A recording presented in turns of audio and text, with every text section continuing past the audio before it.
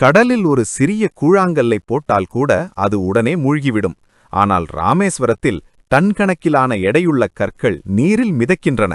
இது இராமாயண காலத்து அதிசயமா அல்லது இதன் பின்னால் ஒழிந்திருக்கும் அறிவியல் உண்மையா? இந்தியாவின் தென்கோடியில் அமைந்துள்ள புனித தலம் ராமேஸ்வரம்.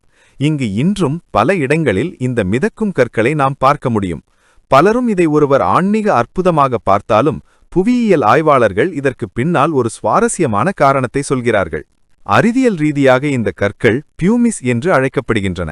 எரிமலை வெடிக்கும்போது அதிலிருந்து வெளிவரும் லாவா குழம்பு காற்றில் மிக வேகமாக குளிர்வடையும் போது இந்த கற்கள் உருவாகின்றன.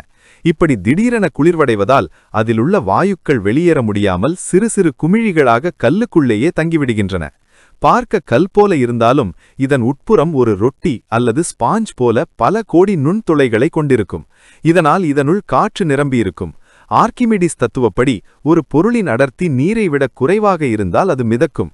இந்த பியூமிஸ் கற்களின் அடர்த்தி நீரை விட மிக குறைவு என்பதால் தான் இவை மிதக்கின்றன.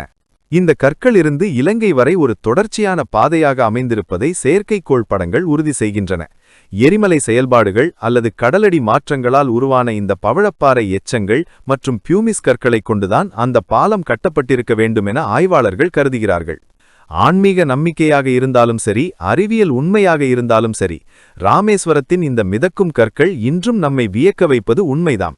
இதே போன்ற தமிழர்களின் மறைக்கப்பட்ட வரலாறு மற்றும் அதன் பின்னால் இருக்கும் வியக்கத்தக்க அறிவியலை தெரிந்து கொள்ள மறக்காமல் நம்ம சேனலுக்கு சப்ஸ்கிரைப் பண்ணுங்க. இந்த மிதக்கும் கற்களை நீங்க நேர்ல பார்த்திருக்கீங்களா அல்லது இதை பற்றி வேறேதும் சுவாரஸ்யமான தகவல் உங்களுக்கு தெரியுமா? அதை உடனே கருத்துல சொல்லுங்க, நாம விவாதிக்கலாம். அடுத்து ஒரு சுவாரஸ்யமான வீடியோவில் உங்களை சந்திக்கிறேன். நன்றி, வணக்கம்.